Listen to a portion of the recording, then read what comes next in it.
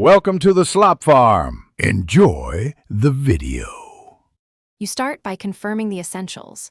Sign in to the same Apple ID on your iPhone and iPad, then enable iCloud Photos in settings on both devices so they can share. Once done, connect to a stable Wi-Fi network and plug the devices into power. This prevents interruptions and speeds initial syncing. You do this now because initial uploads can be large.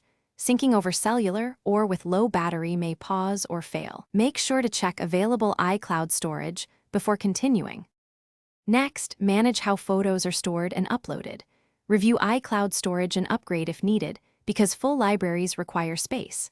Choose Optimize iPad storage to save local space, or download and keep originals if you want full files on the iPad. Once settings are set, open the Photos app on your iPhone and iPad and scroll through the library to trigger background uploads.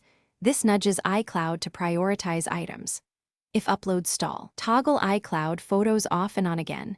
Just wait for the system to reindex. Finally, verify that your pictures appear on the iPad by opening Photos and checking all photos and recent albums.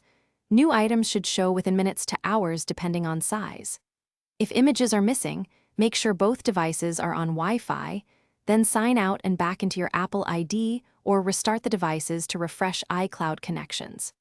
If problems persist, back up originals to a computer, reset network settings, and, if necessary, contact Apple support. This preserves files while you resolve sync issues. Thanks for watching. Consider subscribing if we helped you today.